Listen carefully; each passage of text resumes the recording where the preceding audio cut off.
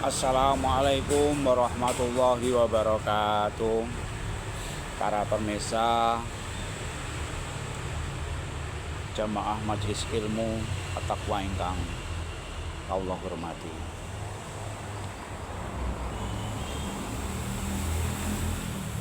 Ibadah yang paling berat bukannya sholat, bukannya puasa, bukannya zakat, bukannya haji. Lalu apa ibadah yang paling berat itu? Ibadah yang paling berat itu adalah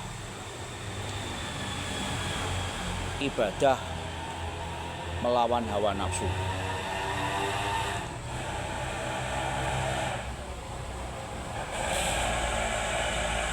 Nah, hawa nafsu ini meliputi hawa nafsu yang bersifat dohir, mempuasai badan kita dari panca indera kita, telinga kita, mulut kita, juga anggota badan yang lainnya, termasuk mulut, tidak menggibah, tidak berkata kotor, kita harus menahannya. Kemudian mata, tidak melihat kemaksiatan. Maksiatnya tangan kita tidak gunakan untuk perbuatan yang tercela dan lain sebagainya. Itu yang dimaksud dengan perang melawan hawa nafsu dohiriyah, anggota badan. Kemudian ibadah yang berat selain perang melawan hawa nafsu dohiriyah ada lagi yang dinamakan dengan ibadah melawan hawa nafsu rohaniyah, yang meliputi hawa nafsu kejahatan akal kita, pikiran kita.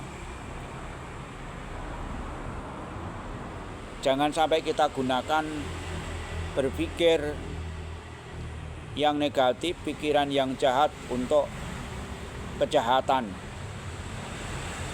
dengan orang lain, atau akal kita ini melupakan Allah Subhanahu wa Ta'ala. Itu yang dinamakan dengan ibadah melawan nafsu akal kita dari berpikir yang negatif.